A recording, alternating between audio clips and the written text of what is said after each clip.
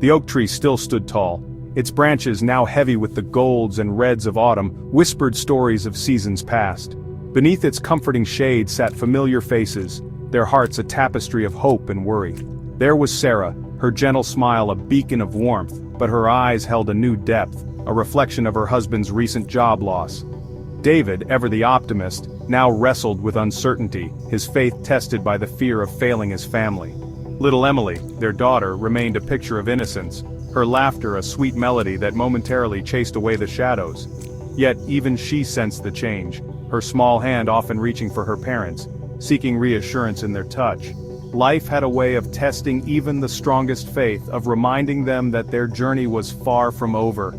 The once familiar rhythm of their lives had been disrupted, replaced by a symphony of unknowns. The comfortable predictability of their days had given way to a whirlwind of anxieties, their faith the only anchor keeping them from being swept away by the tide.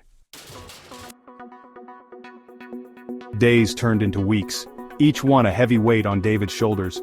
The once confident man now found himself wrestling with doubts. "Why us, Lord?" he whispered into the stillness of the night, his voice thick with unshed tears. Sarah, her heart aching for him, held him close. She, too, felt the sting of fear, the relentless questions echoing in her own mind. How would they manage? Would they lose everything they'd worked so hard for? The whispers of doubt, like insidious weeds, threatened to choke the seeds of faith they'd planted so carefully.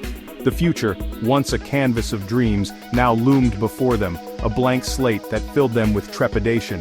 Yet even in the midst of their struggle, a tiny ember of hope flickered. They had faced challenges before, their faith emerging stronger each time.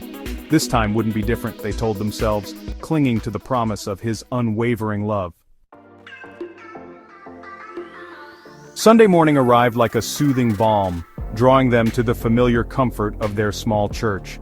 As the choir's voices rose in harmony, filling the sanctuary with hymns of praise, a sense of peace washed over them.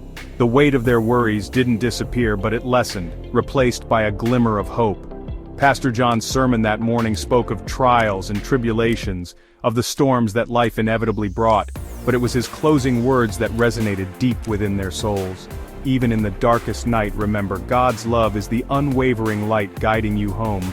His words were a lifeline, reminding them that they weren't alone in their struggles.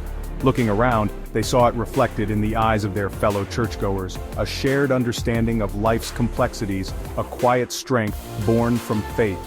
The service ended, but the message lingered, a beacon of hope illuminating the path ahead.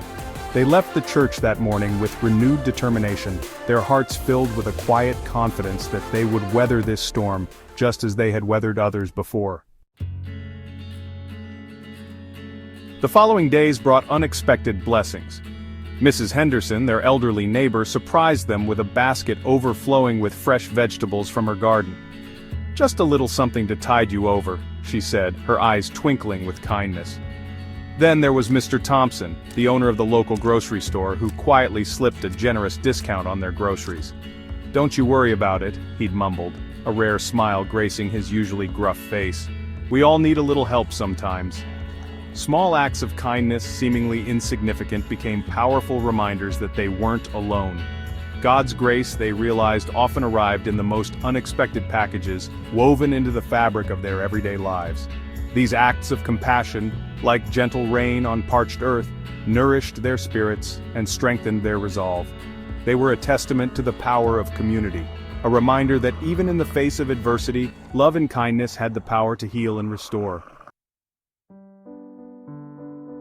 One evening, as the sun began its descent, casting long shadows across their living room, Sarah finally allowed her carefully constructed walls to crumble.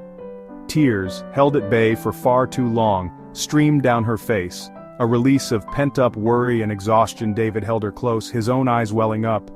In that moment of shared vulnerability, their love for each other burned brighter than ever. They didn't try to mask their emotions, to offer empty platitudes. They simply held each other, drawing strength and solace from their shared tears. The silence of their small home, usually a source of comfort, felt heavy with unspoken fears. Yet, within that shared silence, they discovered a profound sense of peace. In acknowledging their vulnerability, in allowing themselves to grieve their lost normalcy, they found the strength to carry on. They were reminded that it was okay to not be okay, to lean on each other for support. Faith, they realized, didn't mean denying their struggles but facing them head-on, hand in hand, with hearts open to God's grace.